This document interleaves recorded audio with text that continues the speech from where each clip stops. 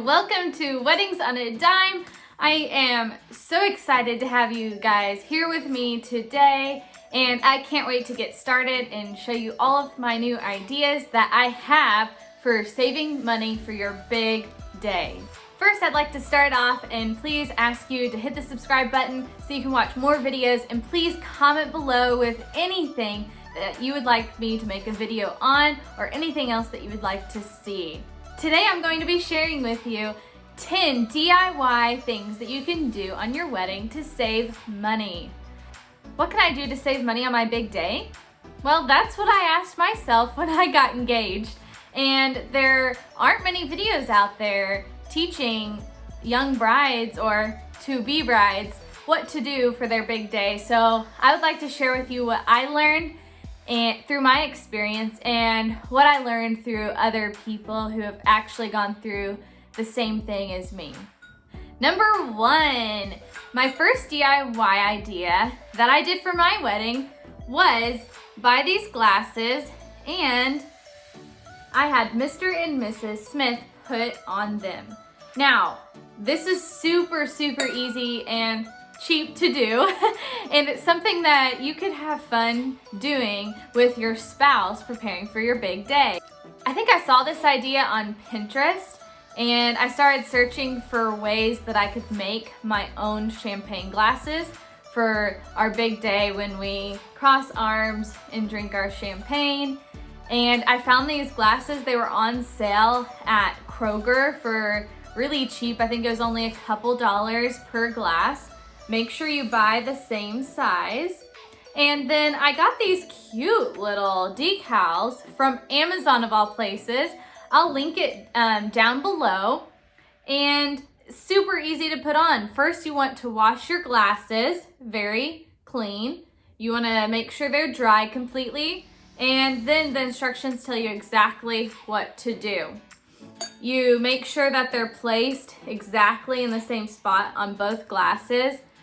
They're very hard to take off, so make sure that they're in the exact place that you want them before you seal them down. This is just a fun thing to do, and it just gives the glasses a little bit something more special and unique to you and your spouse.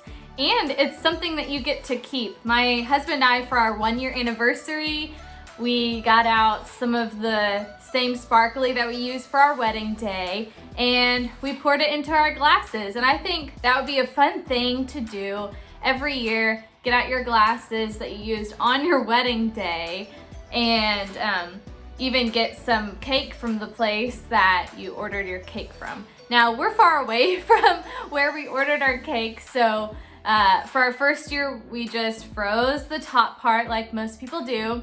Next year, I don't know what we'll do. We might get a special treat somewhere. So this is just a fun thing that you can do with your fiance to get ready for the wedding. And it's also cute and something you can keep for a very long time. Number two. All right, guys, so this is a really fun activity. I didn't really do it on my own. So my mother-in-law had this idea. She told me find lots of pictures of you and Brandon together, and I'm going to make a picture board. And I didn't really know what that was, so she sent me some pictures, and it's basically just a picture frame, or actually it looks like a window frame because it's got the square frame, and then it had a board going down, across, or down, and then a board going across, and she added a few more planks, painted it white. It was gorgeous. And then she ran and stapled string along the board, probably 6 to 8 lines, I don't remember. And I was going to show you guys a picture, but I cannot find a picture of that anywhere. I know we have a picture, but it probably got lost through all the other pictures that we have. But if you'd like to see it, I'm sure there's something similar on Pinterest, and it's super easy. I think she found it on sale, this board. It was at Hobby Lobby. If you look at their on sale extra picture frames that they have, and all she did, she had extra wood, and she just stapled pieces of wood or nailed wood across to be the boards, and then she ran string across it, stapled that on or glued it, whichever is easier. And then I bought little paper clips that you can get from Hobby Lobby also. Love Hobby Lobby. It's great and can be dangerous for a bride. But if you go there when the things are on sale, 50% off, I would go probably a couple times a month during the sale time and just see what they had at their sale rack and for picture frames that were on sale. That's a great way to save money and try to keep costs low as a bride. So then I just used little pictures that I cut out. It was 4x4, just small pictures of me and my fiance. And we just used the clips to keep the pictures on the board. I couldn't fit all of them, but you can display at least 20 pictures or more, depending on how big your board is. And that was a super inexpensive and fun thing to have at the reception for guests as they were walking in. It was a board of pictures from when we first dated till now. Just a fun timeline to show pictures for people who maybe didn't know both of us. They knew one of us, and so they kind of wanted to see how our relationship progressed, and it just made it fun. Number 3, this thing was really surprising and cool for me. An arbor. This is something that brides love to have now, especially if you have an outdoor wedding. Now, I had an indoor wedding, but it was still really neat to have something like that behind where we stood because our background was pretty plain. So it was nice to just have some color and have something unique standing behind us. My dad knew a carpenter, and so we showed him a picture of a very simple arbor that was made out of wood. And he was like, oh yeah, that's easy. So he made it within a day, and get this, he used it with scrap wood, or made it with scrap wood. Isn't that crazy?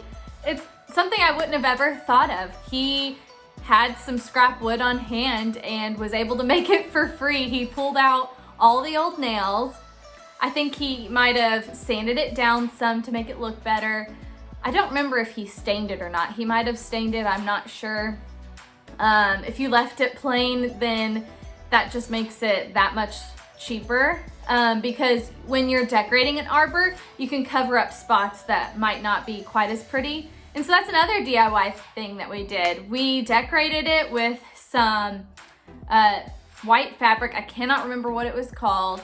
It wasn't tulle, but just like a silky white see-through fabric that you can get on sale at Hobby Lobby. So look when they're having their fabric sales.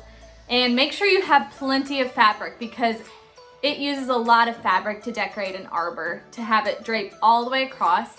And then we used some fake flowers we got from Hobby Lobby on sale on either side in little bunches. And that was it, just very simple. And it added some color to the background during our ceremony.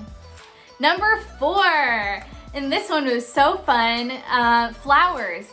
My mom had a great idea for us to go around, look at different shops, and see how much it would cost to have someone make us bouquets and flower centerpieces for our tables. It's crazy how expensive it is to have someone make you flowers. So we crossed that out. So we went to Hobby Lobby and we looked at fake flowers, which those are still expensive on sale. So then we go to Kroger. You know, they have a flower section, most Krogers do, a floral section, and you can buy flowers in bulk. Who knew? So my mom ordered a couple months in advance of the wedding, maybe a month before, because we were only engaged for 3 months, and everything was happening quickly. So we had to buy a bulk of flowers, and it was super cheap. It's crazy how much cheaper that is than having someone make your own bouquets. So a couple days before the wedding, we go pick up the flowers, and they were gorgeous. We got the flowers of my wedding colors. It was like a dusty blue hydrangea. There were some maroon carnations, and then we had some little white flowers in between, and then also some pink flowers as well. It was like a blush pink. And then all of my friends and family got together, mixed the flowers together. They made my wedding bouquet, which I will show you, I still have it. Here's my wedding bouquet. It's all dried out. I didn't do anything special to it. I just let it hang upside down after the wedding and it's all dried out. So this is just a fun, unique thing to do and help save money. You don't have to pay people to make your flowers. You can just do it yourself. Look on Pinterest for ideas of how to arrange. Or if you have creative friends, ask them, say, hey, would you help? I'm sure they'd be more than happy to do so. So I just had friends and family come together to help make my bouquet. And another DIY to go along with the flowers, we used ribbon and some sparkly ribbon to go around the bouquet so that I wasn't just touching the stems. This was super cheap to do. We got some ribbon on sale and all you have to do is wrap it around and either hot glue, or for my bouquet they used a little pin to stick in it so that the glue wouldn't mess up the flowers. But I think the other ones I just used hot glue. That was super easy and I could make it ahead of time. And now we go to number 5. This one was so fun. This one we got to use some of the leftover real flowers that we used for my bouquet and for the centerpieces to decorate my wedding cake. That was another way we used to save money on our wedding. We bought just a plain white cake and I think it was 3 tiers, and I had a friend who is very creative. She's an artist and I asked her, would you mind arranging the flowers on my wedding cake? Do them however you like. And she had so much fun and it looked so pretty. She just kind of did them in bunches, curving as they kind of went around the cake in a row.